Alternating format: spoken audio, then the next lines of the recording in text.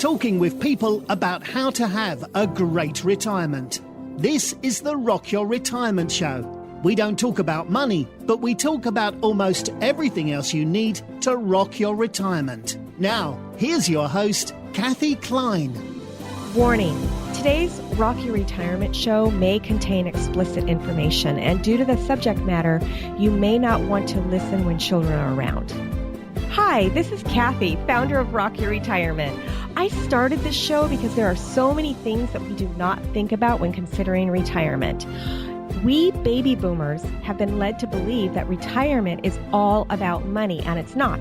Retirement is also about all the other things that you're going to need to consider when you're retired, including sex.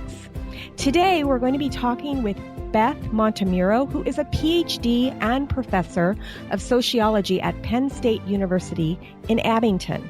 She's the author of Deserving Desire, Women's Studies of Sexual Evolution, and is currently doing research on men between the ages of 20 and 70 about their own sexual evolutions. Beth, welcome to the show. Thank you. Thanks so much. This is a subject that is so needed among my listeners. What prompted you to study sexuality? There were two reasons why I decided to pursue this particular study. First, I've always been generally interested in gender and sexuality and how men and women learn to think about sexuality and how they become sexual beings. So I was doing a study, actually my dissertation, on bridal showers and bachelorette parties. And when I was writing a book about that, I was asking women for photographs from their bachelorette parties. And some of the women said to me, no, I'm not sharing that picture with you. I don't want that picture in a book. And even when I explained it was an academic book, not that many people would see it, they still were uncomfortable. And what struck me was the women who said, I'm married now, or I'm a mom now, and I'm just not comfortable with those pictures being out there. So that made me curious about what happens when women get married or when women have babies that makes them think differently about their sexuality. And then I thought, well, what other life changes change the way that you feel about your sexuality or show your sexuality, both publicly and privately? So that's really what got me started on this study. How long did it take the study to take? Was it a year, 5 years, 6 months? Yeah, so from start to finish, I started doing interviews in 2008, and I did interviews for about 2.5 years. And so that was a long time of traveling around and talking with women about how their sexuality evolved. From then, the time that I actually wrote the book was published in 2014. So really, it's a 6-year project from the time of data collection to publication. But it was mostly an academic style book, or was this for the, because I saw it on Amazon. Yeah, so it certainly is an academic book. It's published by a university press, Rutgers University Press, but that the stories are something that I think relate to many women. Yeah, many women, many people could understand and find resonance in what these women talked about. And I hope that I presented the stories in a way that's engaging to a broader audience, not just to academics. And the women who I interviewed who've read the book communicated that they felt that their stories were told in a way that did justice to them and also was engaging. Well, thank you so much for writing it. I'm in the senior community, obviously, based on what the show is about. And I've heard different talks on sexuality.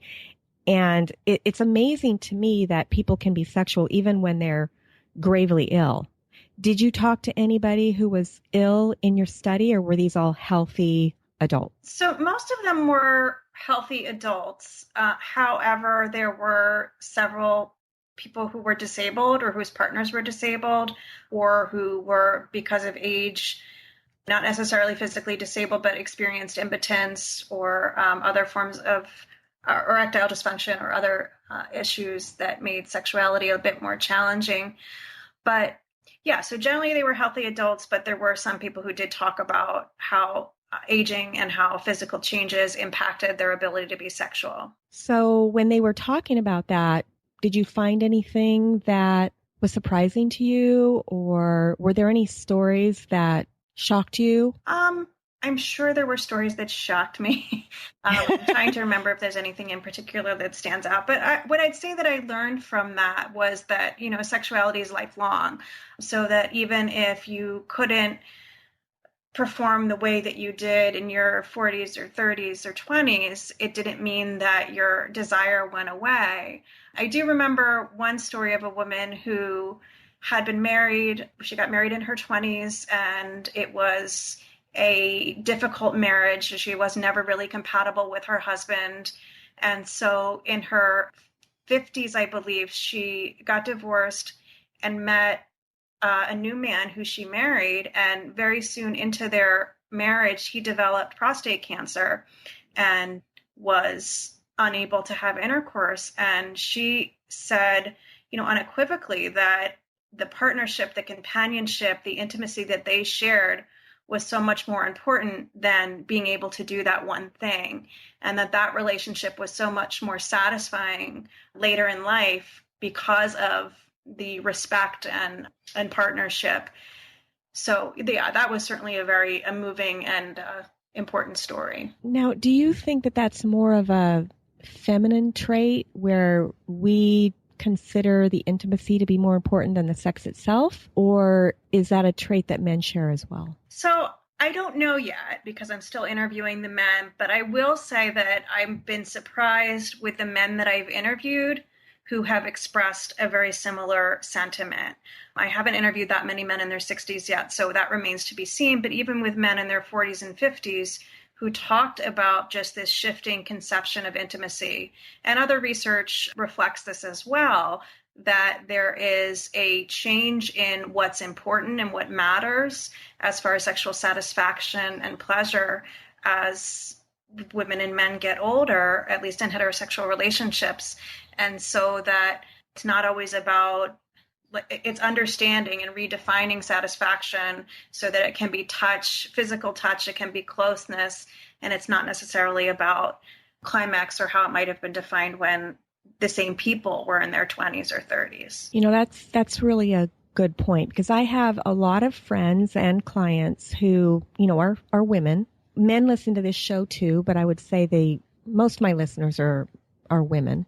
And as they get older, they've indicated to me that they don't really want to have sex as much. So what do you do if you're in a 30-year relationship and your husband finds Viagra and you're not really ready for that? Did you talk to anybody about that? We talked about that a little bit, and I didn't have many women who were in that situation. And it may be just because if I had interviewed more women in their 60s or women in their 70s, that I might have seen or heard more about that most of the women that I spoke with were generally on the same page with their spouses about frequency of intercourse and just how they wanted to express sexuality to one another, and saw it kind of as like just a natural evolution of their relationships. So I'm not sure. I've read some studies about that, and there's been actually some very interesting studies where they have interviewed women, wives or sexual partners of men who use Viagra, and have found that they don't enjoy it or have the same, it's not necessarily a great thing for them, because it's as they've transitioned to having less sex or just redefining the relationship, something that kind of jumpstarts it and takes it back or tries to take it back to the way that it was when they were, again, in their 20s or 30s is not necessarily welcomed at that stage. Okay, I totally understand that. Do you think that the men are doing this because they're trying to please their wives and they don't realize that maybe the wives don't want to be pleased in that way? Or do you think they're doing it because it's something that they personally want to do and they didn't think about what their wife wanted? The reason I ask is because I have noticed, I'm not a professor like you, I'm not a PhD, but I have noticed that men tend to want to please their wives. Yes. And, they're fixers, right? Yeah. They're fixers. And so they're like, ooh, we haven't had this in a while. Let me fix it, when maybe it wasn't broken. So what's the research on that? I think it's a combination of factors. And I think it's both of the things that you said. So I think it is absolutely about wanting to please their partners and about being concerned with their partners still being interested in them if they're not able to perform like they did when they were younger. So I think that you factor that in, that concern about their partners and about the stability of their relationships with their concerns about getting older and what does it mean about them if they're not able to do what in many ways defines what a man's sexuality is supposed to be, quote, supposed to be. So that I think that it's very hard to get rid of those ideologies that we have about masculinity and virility and performance. One of the things I'm trying to figure out with the interviews with men is how much for men of all ages, their sexuality is about performance for themselves and how much of it is about performance for their partners because they're concerned about their partner's pleasure and satisfaction. Very interesting. Are you in the middle of that study now, or did it just start? I'm in the middle of it. So along with the research assistant, we've done 76 interviews out of the about 90 to 100. So we're finishing up on data collection. So starting to really get into the analysis of those interviews. Very interesting. How does that work when you do a study? How do you get your interviewees? Do you just put something out on Facebook, or how do people respond to a study? Well, there's lots of different ways to do it. So it was much easier recruiting women to talk about sexuality, as is probably not surprising than it has been to recruit men. But with the women, I used what's called snowball sampling. So I started with people that I know, and then I asked them for referrals. And then those interviewees referred me to other people who referred me to other people, and so on and so on. I also did I didn't post on Facebook for that study. And with that method of sampling, I found women. I also recruited at senior citizen centers, and that helped me to find women in their 60s. With men, I have been recruiting on Facebook and also trying to snowball sample, but men have been less comfortable referring other men to the study. Whereas with the women, I'd say probably 60 to 75% of the women were referred by somebody else. At this point, none of the 76 men have referred anybody else. It's really interesting. So we've also been recruiting on Craigslist and going to senior centers and trying to find men however we can who are willing to talk about their sexuality. Is it, what's the word, confidential? Yes, yeah, it's confidential. So there's no names associated with any of the stories. Okay, so if there's a man listening to this episode and you haven't ended the study yet, what's your estimated time? Because, podcasts live forever. Sure. What's your estimated time for this study to end? So I'll be writing through the next year, so till through the end of 2018 and 2016, 2017. 2018 is probably when I hope to have a book close to being published. But if I have a man who's interested in helping you out, when would the deadline be for that man to reach out to you? Probably through the end of 2016, maybe a little bit early into 2017. I certainly would encourage anybody, even if it's too late, I'd be happy to hear from somebody, and I welcome particularly men in their 60s. That's the hardest demographic to recruit. Okay. What are the ages? So the book that you wrote for women, yes. What were the age ranges for that? 20 to 68. Okay. And for men, you're looking at 20 to 70? Yeah. So it's the same age bracket. It just happened to be for the women in their 60s. The oldest woman I interviewed was 68. So yes, looking at people between the ages of 20 and 69. Okay. Well, that's good to know. Did anything surprise you? A lot of things surprised me. What was particularly surprising was the significance of partners for women in defining their sexual selves. So one of the questions that I had before I started the study was, how do we become sexual selves? And is this something that you really have a personal sense of what your desire is, what you want, what's important to you? And that what I found was most of the women did not really have a strong sense of their personal sexual self, that much of it was developed as the result of interaction from their partners. So when they felt their desire was validated by a partner who was particularly encouraging of their sexual interest, that really helped them to become much more confident. So the confidence grew as the result of validation or encouragement or affirmation from partners, rather than the women becoming more confident independently and thinking about their sexual selves independently. That is really interesting. I wouldn't think that, especially in younger women. I would think that would be the case for baby boomers, but not necessarily the women that you interviewed that were younger. Yeah, and that's also something that was surprising to me, was how, while there were generational differences, that for many of the women, the younger women, that they still had that same sense of ambivalence about their sexuality, and that they sought external validation for that it was okay. It's okay for them to have to like sex. It was okay for them to want sex. It was okay for them to feel desire. So that's why I called the book Deserving Desire, right? So that women are learning that they deserve to feel, that they're entitled to feel a sense of desire, that it's okay. Do you think that this is something that's in our DNA? As a sociologist, I would say no, because, sociology focuses so much more on environment.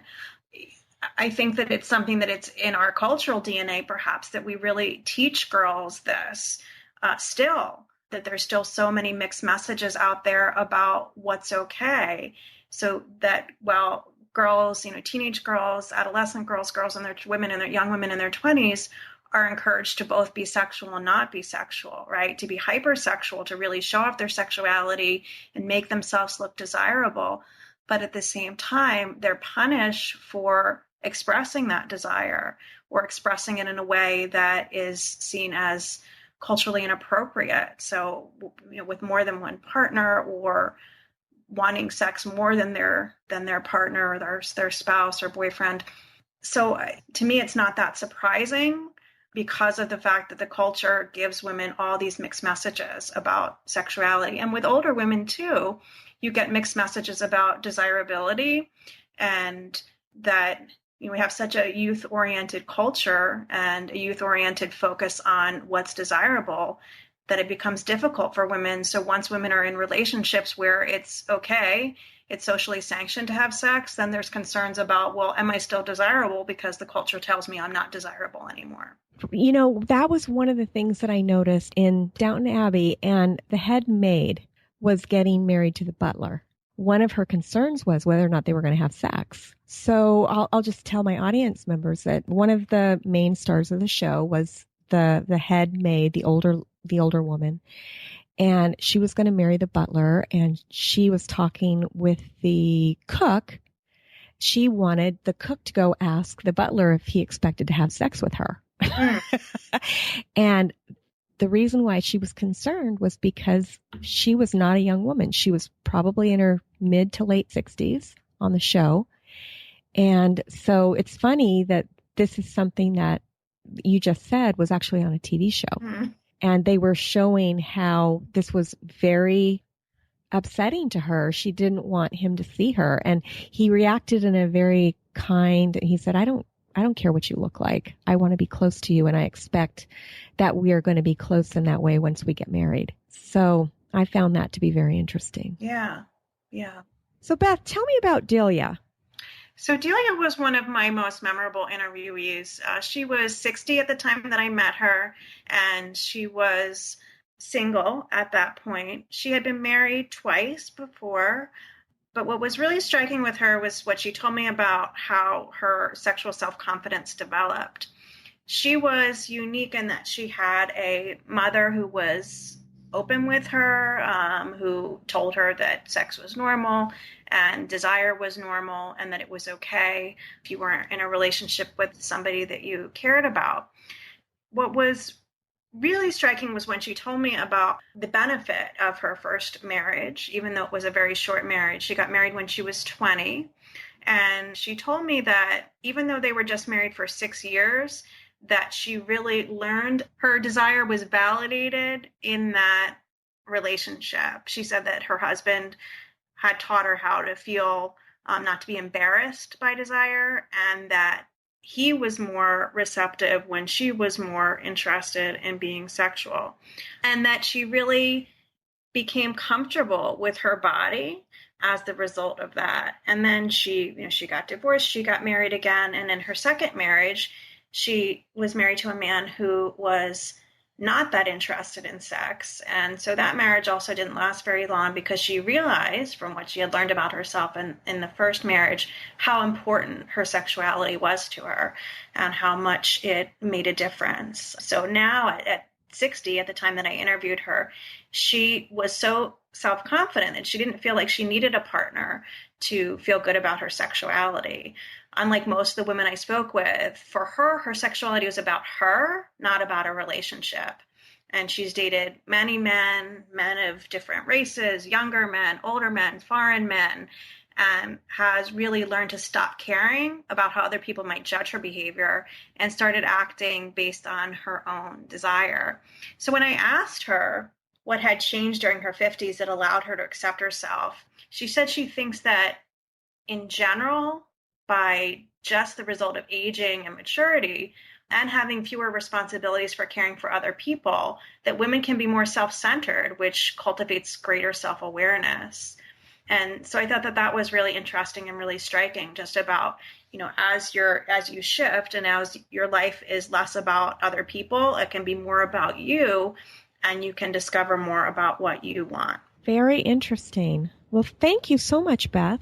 So let's see here. I want to make sure that I had so many questions for you, and now I'm thinking, I want to make sure that I don't forget anything. Tell me why you think that sex in older age is even important. Why is sex in older ages even important? I think that it is important because it's certainly that there's research that shows that it has physiological benefits, that it reduces stress, that people who are sexually active, who continue to be sexually active, are healthier, and that there's certainly the health benefits, which I'm not an expert on, but have read about, that there are those benefits.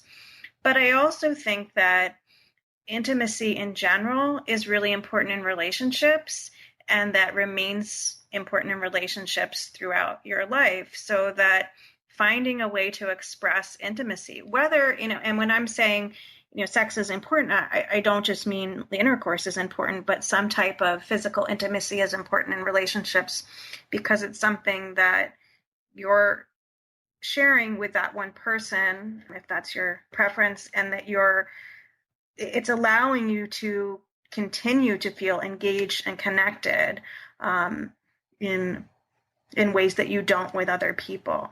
So I think it really adds something to relationships. And certainly that's what a lot of my interviewees in their 50s and 60s suggested, that it helped them to feel like feeling desire in general, helped them feel more engaged with the world. That actually makes a lot of sense. So wrapping up, was there anything that you learned that inspired you? A lot of the women inspired me, certainly. I think that I was in my late 30s when I started doing the study, now in my early 40s. And so that it was very inspirational to hear about the importance of intimacy throughout women's lives and about continued desire. It was also quite nice to hear just varying experiences with menopause, and how so many women talked about how it benefited them in ways that I think we don't talk about culturally. For example, one woman who had a lot of difficulty in her life with her sexuality because of having been sexually abused when she was a child, that she talked about how she had never been sure about being a mother, and that she always felt kind of a pressure to make a decision about it. And that for her, menopause was then a relief, because she said it got her off the fence. It was something where she no longer had that choice. And for her, that was very freeing. And a couple other women talked about how menopause was beneficial because women who were unpartnered in their 50s and who had talked about having strong desire, that they kind of liked having something that pulled it back a little bit for them, because it was hard when they felt like teenagers but weren't teenagers, and so that they appreciated just having some type of a shift in their in their desire. But other women talked about how there was no change associated with no change in their sexuality associated with menopause. So just hearing that variety of experience rather than just hearing the story that we get, I think, from popular culture that it's all about sexual decline was very interesting to me. Well, because menopause, think about it, it's men. Oh, pause. Right. There's no more men after menopause. Your body changes. I'm going through that right now, and your body changes when you're going through menopause. And it is not fun. My girlfriends and I sit around, and all of a sudden one of us will be sweating and we'll say, oh, okay. And I joke, I say, I wish I could turn this on and off at will. Yeah. The other day I was really cold. Thought, I wish I could just turn it on, or I could go skiing and I wouldn't have to, put those little warmer things in my gloves anymore. But no, it doesn't work that way, unfortunately. So all of you scientists that are working on studying menopause, could you please figure out a way to where we could turn it on and off?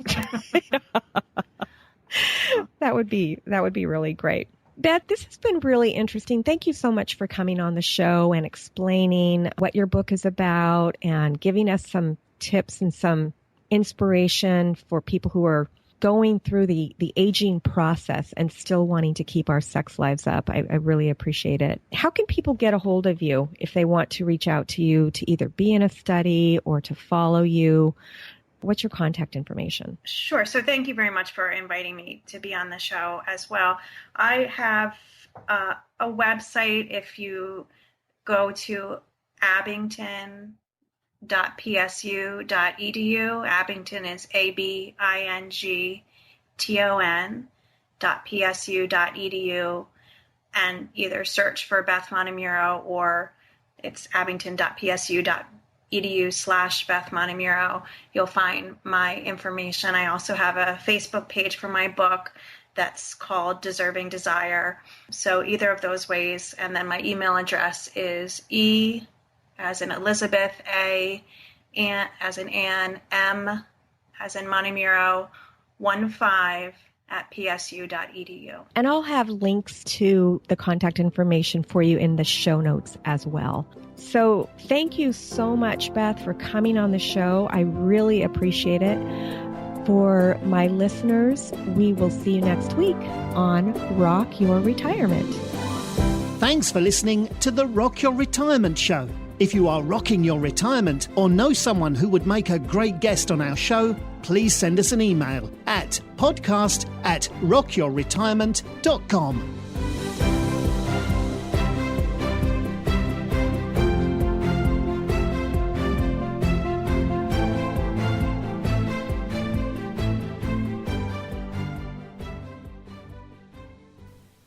Wasn't that a great interview?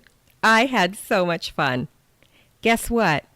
You have the opportunity to win a signed copy of Beth's book, Deserving Desire. I have it right here in my hands, and if you win, I will personally mail it to you. One caveat, though, you do need to live in the United States in order to win the book. Now, how do you win?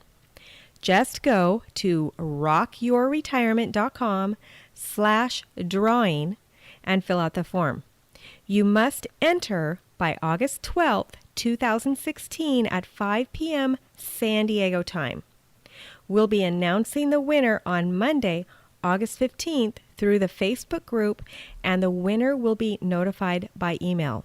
Oh, and by the way, when I say San Diego time, I mean San Diego, California, which is Pacific time. Good luck, everyone. I'm so excited. I hope you win. Hi, this is Kathe. When I'm not hosting Rock Your Retirement, I'm helping people with their Medicare insurance. One of the times you need to check your Medicare insurance is when you've moved. To get my free guide, 5 Things You Need to Know About Medicare When You Are Moving, just go to medicarequick.com/move. And in the meantime, listen to these cool disclosures. Neither Medicare Quick nor its agents is connected with the federal Medicare program. Medical insurance licensed in the states of California, Florida, Nevada, and Texas, and Medicare Advantage and prescription drug plan service areas vary. California Insurance License 0797566.